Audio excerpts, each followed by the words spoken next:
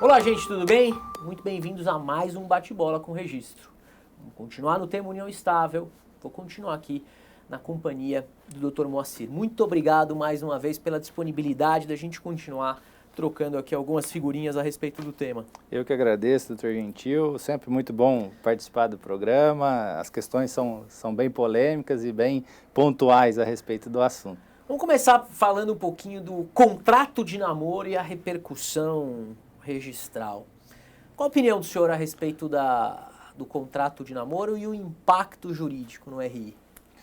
O contrato de namoro, ele é polêmico por natureza, digamos, né? Porque ainda hoje remanesce alguma discussão a respeito da sua validade na seara aí dos negócios jurídicos. Bom, a ideia de quem pretende celebrar um contrato de namoro é, a princípio, afastar a caracterização da união estável naquela relação amorosa, né?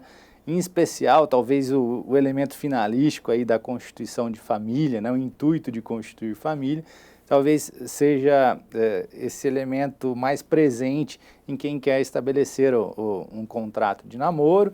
Funciona também nesse ambiente... Super romântico, super romântico. Que vai funcionar na hora ali. Vamos lá. Pois mas acaba funcionando, ou o espírito dele seria de uma blindagem patrimonial, daquele que não quer ver o seu patrimônio comunicado com aquela pessoa que está relacionando. Mas a questão que paira inicialmente é o objeto, né, desse contrato. Ele é um objeto lícito? E aí alguns civilistas têm apontado que o objeto desse negócio jurídico ele não seria tão lícito assim, na medida que teria por principal objetivo afastar a incidência da lei imperativa, na hipótese de eventual caracterização da união estável. A maioria, em especial doutrinadores com um cabedal um pouco mais moderno, né, essa interpretação um pouco mais atual, contemporânea, tem admitido o contrato de namoro, mas com uma ressalva, né, de que este contrato, este instrumento, ele não tem aptidão para afastar efetivamente a união estável se ela de fato for caracterizada. Ora, pois, então afinal, para que serve o tal contrato de namoro é a grande discussão. Em termos de efeitos registrais, me parece, com todo respeito, que nós não temos aí o que falar em termos de ingresso no registro de imóveis, né? Isso talvez, principalmente quando a situação se tornar conflituosa e vai discutir no judiciário a respeito da caracterização naquele cenário concreto de união estável ou não, isso acaba sendo levado aos autos e aí sim, mediante a determinação do juiz, se caracterizou-se ou não união estável. Então, em termos registrais, puramente registrais, não há providências a serem... Eu tenho algumas ressalvas a respeito do contrato de namoro, exatamente por isso. Se namoro é, namoro será. Se namoro não é, pois presentes os requisitos da união estável, independentemente da declaração de namoro, o que nós teremos efetivamente é uma união estável, porque ali presentes os requisitos, não tenho como afastar norma cogente, né? Mas não há o interesse na existência de uma união estável, não discutindo a questão amorosa, romântica e tudo mais. Se não há interesse, não há união estável. Perfeito. Ou seja, namoro será independentemente de qualquer transação negocial nesse sentido, qualquer declaração de vontade nesse sentido. Agora, se tiver presente os requisitos, também não vai mudar nada. Não muda o cenário, do contrato de namoro, mas repercussão registral não teremos nenhuma neste instrumento de contrato de namoro para fim de ingresso no registro de imóveis. Também não vejo sentido algum nesse ponto. Não, plenamente de acordo. Talvez a gente poderia cogitar aí na competência residual do RTD algum ingresso, mas sem essa atribuição legal de eficácia perante terceiros, isso de fato não. Mas toda essa conversa, na verdade, vem nesse cenário atual de contratualização das relações familiares, né? Então, a gente até outro dia estava discutindo, vai chegar o ponto daqui a pouco, o cidadão está lá na balada, vai lá na cadeia das relações amorosas, né? Então tem lá o ficar, o namorar, noivado, o casamento. cidadão está lá na Eu já balada... nem sei mais se hoje em dia é essa ordem. Mas vamos que vamos. Então o cidadão está lá na balada, vai sacar um formulário para ver se pode ficar com a pessoa. Então a contratualização chegou a tal ponto que a gente chega a situações absurdas como essa do contrato de namoro, que às vezes não tem efetividade, né, no cenário aí jurídico, e acaba tentando, de alguma forma, afastar a incidência de que, no fato concreto, ele não existe, né? Aquela finalidade, ela não existe. Vamos mais uma. Possibilidade de solução de união estável através de arbitragem. Arbitragem. Bom, a gente tem que ter presente que a arbitragem, ela, em um primeiro momento, ela objetiva lidar aí com os direitos patrimoniais disponíveis, né?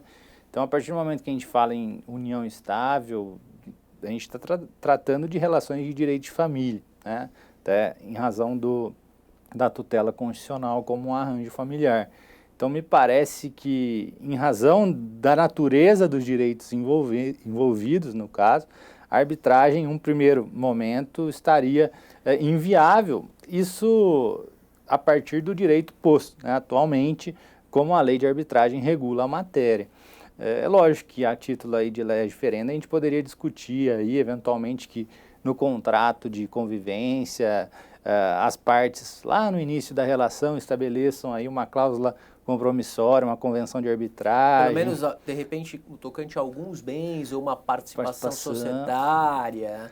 Exatamente. Então, isso também, e volto a repetir, pelo que a gente tem no direito posto hoje, acho uma situação até de difícil verificação, mas em tese seria possível. Essa questão foi até recentemente enfrentada pela segunda vara de registros públicos aqui da capital, algumas semanas atrás, e ficou constatado exatamente isso. É uma relação que as partes não têm disponibilidade, razão pela qual, pelo que prevê a lei de arbitragem, não seria possível. E o caso foi bem interessante porque as partes haviam estabelecido inicialmente no contrato de convivência as suas obrigações patrimoniais. E aí, com a dissolução através de um procedimento de arbitragem, eles queriam fazer constar nessa escritura, no tabelião, a ocorrência desse procedimento arbitral. Então, o tabelião acabou levando a questão ao juiz corregedor, e aqui a Corregedoria de São Paulo acabou enfrentando a matéria dessa forma, no sentido da inviabilidade da arbitragem nesses casos. Agora, me chama a atenção que a lei de mediação e conciliação, ela trouxe um novo conceito a respeito dos direitos que podem ser transacionados, principalmente nesses meios alternativos de solução de conflito, né, que seriam aqueles direitos indisponíveis passíveis de transação. Talvez a gente poderia encaixar a questão patrimonial, puramente patrimonial, da união estável nesse conceito, em uma interpretação um pouco sistemática dessas leis que tratam de meios alternativos de solução de conflito, mas volto a repetir, pessoal, no cenário que a lei de arbitragem hoje trabalha o assunto, eu acho um pouco difícil de um êxito, né, nessa questão. Não, até pela gama de direitos que estão sendo relacionados e o número de transações que estão sendo rompidas.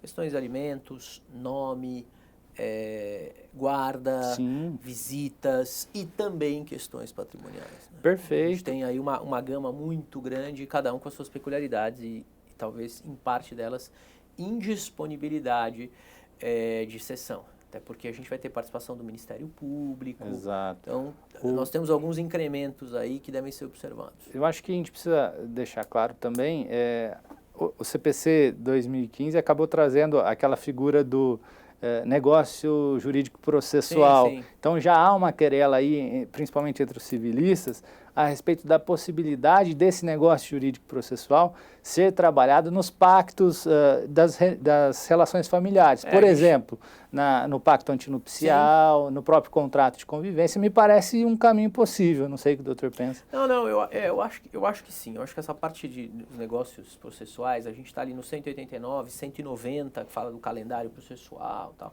No CPC, eu acho que esse é um tema muito rico e ainda em desenvolvimento. A gente ainda não tem o tema relativamente, não digo nem em absoluto, mas relativamente sedimentado, né? Em alguns aspectos ainda nebulosos. Por exemplo, o calendário processual, que é um negócio processual, é uma formatação entre as partes e o juiz de oitivas de testemunhas, ordem dessas oitivas, agendamento específico para a oitiva dessas testemunhas, possíveis inversões de ordem de testemunhas, inclusive. Isso precisa ser para o processo inteiro? Acho que não. Pode ser, às vezes, uma oitiva pontual. Sim. Né? Então, imagina que eu tenho que ouvir um diretor executivo da América Latina de uma determinada empresa, ele está no Brasil 4 meses por ano, e os outros não.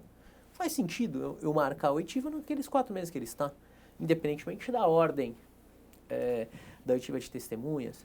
Eu posso ter esses negócios processuais sendo estabelecidos previamente em contratos de transações comerciais, em contratos civis, em contratos de família, ou que tenham repercussão familiar. Os limites disso ainda estão nebulosos, o que é normal. O código é um código recente, um código de 2015, com atuação em 2016. Perfeito. A gente está pensando aí em pouquíssimos anos. As questões não foram ainda solidificadas, refletidas nos próprios tribunais de justiça, quiçá dentro da esfera do STJ. Então, perfeito, eu acho que a gente ainda está engatinhando. Em princípio, acho que temos pontos de contato possíveis, sim, mas não mais do que isso. Sim, não, eu estou de pleno acordo. Acho que há uma possibilidade, sim, disso ser trabalhado nesses pactos do direito de família. Até, se o doutor me permitir, fugindo sempre, um pouquinho do script aqui, em relação à questão da dissolução da união estável, nós temos uma questão que o CPC, falando nele, né, ele trouxe de diferente do nosso cenário processual anterior. Se não me falha a memória, é o artigo 733, e eu peço que os colegas deem uma olhada nesse dispositivo. Ele coloca no mesmo patamar, em termos da via extrajudicial, as escrituras de separação, divórcio e dissolução consensual de união estável, de modo que todos os requisitos indispensáveis para o divórcio e a separação na via extrajudicial também devem ser observados na dissolução consensual da união estável. Cito, por exemplo, a presença do advogado. Antes do CPC 2015, não havia obrigação de que, para uma dissolução de união estável, consensual, o advogado fosse peça indispensável. Com esse dispositivo, me parece que nós temos aí um novo cenário de obrigações para o tabelião, né? Então, e isso evidentemente vai fazer parte da qualificação do registrador de imóveis quando chegar lá uma dissolução de união estável, já sob a égide do Código de Processo Civil, lembrando também que em aspecto de direito material tem a declaração de inconstitucionalidade do 1790, lá, sim, agora já no direito sucessório, né? De modo que tanto para inventários envolvendo casamento como união estável, né, a gente tem aí a obrigatoriedade de observar no direito material a ordem de vocação hereditária do 1829. Isso aí. Mais uma. É possível a via extrajudicial no inventário quando o de cujus deixou companheira e se for a única herdeira, a companheira? É uma questão, ao meu ver, aí até uma questão que a gente pode pensar numa evolução da legislação. Mas o que a gente tem hoje em termos de norma é exatamente que seria possível, seria viável o inventário extrajudicial se todos os herdeiros, os sucessores do decúbito, de conflito. Exatamente, estiverem de acordo, né, principalmente com relação à existência daquela união estável. E a gente sabe que é uma questão um pouco difícil de acontecer na prática. Mas na prática o difícil, muitas vezes, não é reconhecer a existência da união estável. Na prática, aí eu falo como juiz, né, o problema está a partir de quando reconhecer. E isso tem uma repercussão econômica violenta. Exatamente. Não, reconheço que sim. Mas não estava o quê? 30? Não, 30 anos não. Os últimos 10. E a repercussão, às vezes, econômica disso é enorme. Perfeito. Então, o conflito, em diversas situações, não está na existência ou não reconhecida pelos herdeiros. E sim, quando deveria ser reconhecido. E imagino que até na atividade jurisdicional, doutor Gentil, é muito claro, né? Hoje é muito difícil que, em concreto, não se consiga comprovar uma união estável. Se ela de fato ocorreu, os elementos de fato, os elementos de prova são riquíssimos. Né? Hoje em dia, com essa otimização de informação e de guarda dessa informação e selfies, as pessoas tiram um selfie no velório. Hoje, dia triste, papai morreu. Como assim? Não era. Então, as pessoas têm essa necessidade de exposição. Sim. Com isso, a gente passa a ter elementos de prova diferentes do que a gente tinha há décadas atrás. O problema é o quê? Mas como é que faz para provar lá atrás? Esses 20, esses 30, esses 40 anos lá atrás. Às vezes esse é o grande ponto para demonstração efetiva de participação patrimonial ou não. Não, perfeito. Mas desculpa, vamos continuar. Não, e exatamente é nesse cenário, principalmente o provimento CNJ, a resolução, 35 do CNJ, que regula as escrituras de inventário extrajudicial, ela é muito clara no sentido de que se a companheira for a única sucessora, a única herdeira... Ia chegar nessa. Exatamente. Nesse caso, seria possível a via extrajudicial? A resolução é clara no sentido negativo. E me parece, aí com todo respeito, nesse espírito que a gente busca de desjudicializar, né? Nesse espírito que a gente precisa desafogar as demandas do judiciário, sendo ela a única herdeira, me parece que havendo alguns elementos, ainda que mínimos, para considerar a existência né, daquela união estável, isso o tabelião pode fazer, o oficial de registro de imóveis tem a aptidão de verificar no caso concreto. Então, me parece que aí a gente tem um campo para desjudicializar ainda mais essa questão. Perfeito. Minha opinião é nesse sentido a respeito desse tema. Mais uma. Podem os conviventes fixar regime de bens com efeito retroativo no contrato de convivência? Tem um pouco a ver com a questão que o senhor levantou há pouco a respeito exatamente da eficácia, né, desse regime de bens que eventualmente o efeito patrimonial disso, né? Bom, é uma questão até relativamente comum. Eu já tive uma experiência de ser tabelião anteriormente ao registro de imóveis, e as partes acabam procurando, normalmente, para fins de lavratura da escritura do pacto de união estável. Quando já tem há muito tempo. Quando já tem há muito tempo, é muito comum. São raras as hipóteses em que os conviventes unem-se aí com mãos dadas, vão ao cartório e falam, vamos fazer um contrato de união estável? Está começando hoje. Está começando hoje, né? Exatamente, é muito raro isso. Então, vejam, a ideia aqui, e aqui o STJ, ao meu ver, ele é certeiro, ele é pontual.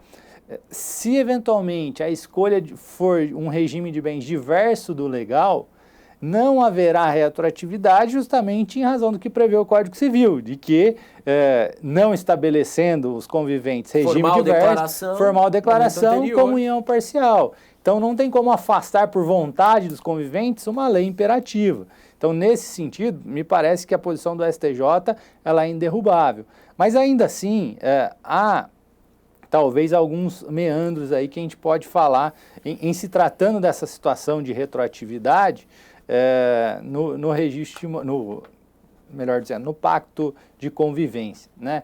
Vejam, imagine que as partes queiram atribuir um efeito retroativo a partir de data tal... Da compra do determinado imóvel, que foi um momento importante para eles. Exatamente. Imagine uma situação concreta nesse sentido. Qual que seria a atuação ideal do tabelião, ao meu ver, nesse sentido? Olha, talvez a orientação às partes de que aquele acordo teria validade entre eles, interpartes, e não eficácia perante terceiros, ainda que isso seja levado ao registro de imóveis. Por quê? Justamente em razão do que prevê o Código Civil, de que antes de uma declaração formal de vontade, nós temos a existência da comunhão parcial. Então, a fixação dessa data retrooperante, digamos assim, desse contrato, desse pacto de união estável, ela seria em tese, assim, em uma situação, digamos, hipotética, né? Se o tabelião prestasse essa orientação, e aí sim, o efeito daquilo seria entre os companheiros. Aí, nesse sentido, eu não vejo prejuízo a terceiros. A partir do momento que há um prejuízo a terceiros, isso aí eu sigo à risca a orientação do STJ. Não, e tem uma outra questão, né, para a gente já ir caminhando para o final, mas indispensável, que são aquelas situações, em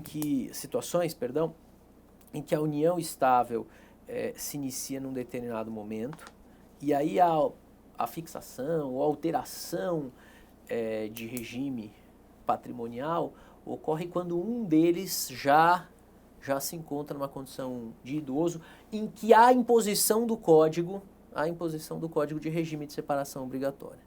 O septuagenário, né? O caso do Exatamente. septuagenário.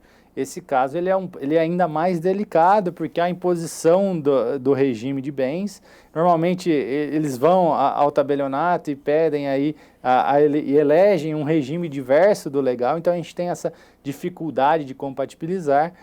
Aqui eu sou um pouco contrário à orientação do STJ. O STJ é claro no sentido de que incide sim o regime da separação obrigatória, separação legal, também na união estável, apesar da ausência de lei.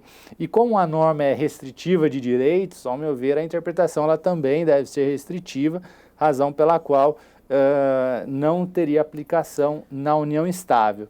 Mas essa questão também ela é polêmica, por quê? Ela é bem desconfortável, né? A imposição... Sem lei?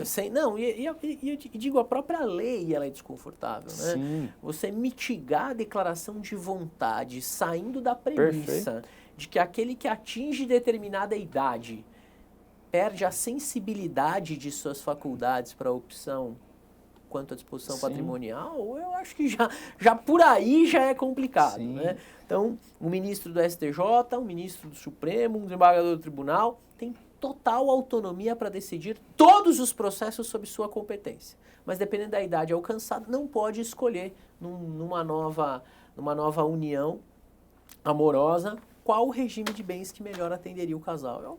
Realmente é muito desconfortável. Dispositivo que parece que ele é incompatível com a realidade dos dias atuais. Não, né? sai da premissa de que ele não teria essa plena disposição. Lembrando que cada vez mais nós temos uma população envelhecida, mas envelhecida com qualidade.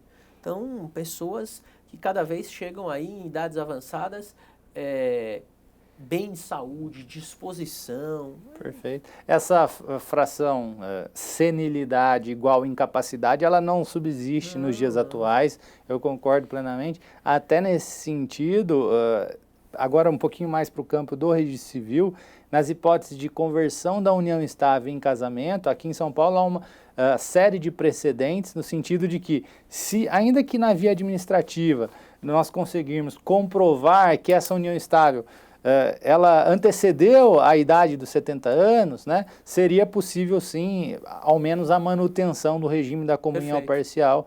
Isso tem sido deferido nos procedimentos de conversão de união estável em casamento. É isso aí. Gente, ficamos por aqui, doutor Moacir, muito obrigado. Eu que agradeço mais uma vez pela oportunidade. Foi ótimo, excelente. Excelentes estudos, até a próxima oportunidade. Um grande abraço. Tchau, tchau.